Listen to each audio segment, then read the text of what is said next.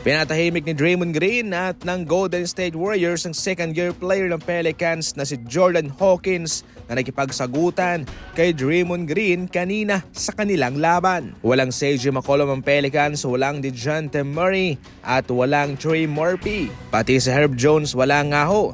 At pantay lang ito sa Golden State dahil wala rin doon sina Stephen Curry and Andrew Wiggins. Hindi ito naging hadlang para sa Golden State Warriors na talunin back-to-back ang Pelicans sa kanilang laban sa pangunguna ni Buddy Hield na mayroong 21 points at nakapukol ng 4 na 3. Si Jackson Davis, 15 puntos, si Green, 14 puntos, si Podziemski, 13 points. Sa kabila si Hawkins mga idol 23 points, Alvarado 16 points, Ingram 14, Williamson 12 points. Naging balanse lamang ang scoring dito ng Golden State Warriors sa Pelicans and still one at a time yung kanilang ginagawa. Hindi sila nagmamadali. Lahat ay nabibigyan ng bola, lahat ay nabibigyan ng pagkakataong umiscore. Sad to say sa Pelicans mga idol, ito yung epekto ng mga injury na siyang nagpahirap nga ho sa kanila.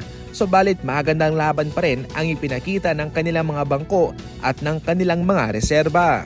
Ngayon ang Golden State Warriors na ang sumunod sa Thunder sa pangalawang posisyon na mayroong kartadang 4 wins and 1 loss. Kahit na nga itinuturing na lyamado itong Lakers laban sa Cleveland Cavaliers, mayroong lehitimong rason naman itong si LeBron kung bakit sila'y natalo at natambakan.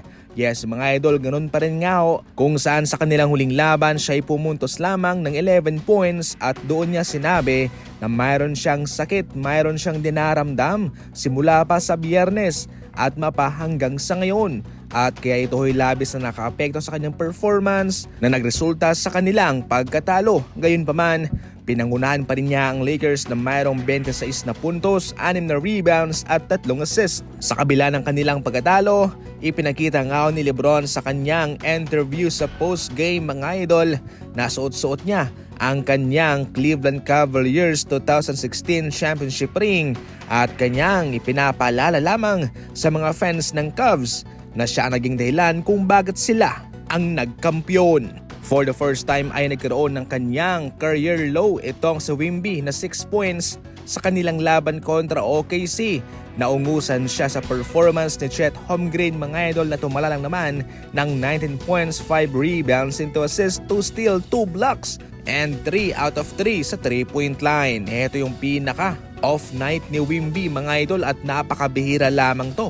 Pinapatunayan lang talaga na ang OKC Thunder na magaling silang dumepensa at kahit na itong si Wemby ay kanilang pinigilan. Si Josh Giddey naman ay nahanap na ang kanyang lugar sa Chicago Bulls. Sa bakalain nyo, tinulungan niya ang Bulls mga idol na manalo. Sa kabilang ngaw ng kanyang pagiging playmaker sa OKC, ngayon naman sa Chicago Bulls kanyang ibinakita na maasahan din siya sa pagkuha ng rebound kung saan siya ay kumamada ng double-double, 20 puntos at 11 rebounds, meron pang 5 assists. So far so good ang tinatakbo ng career ni Josh Giddey ngayon sa Chicago Bulls.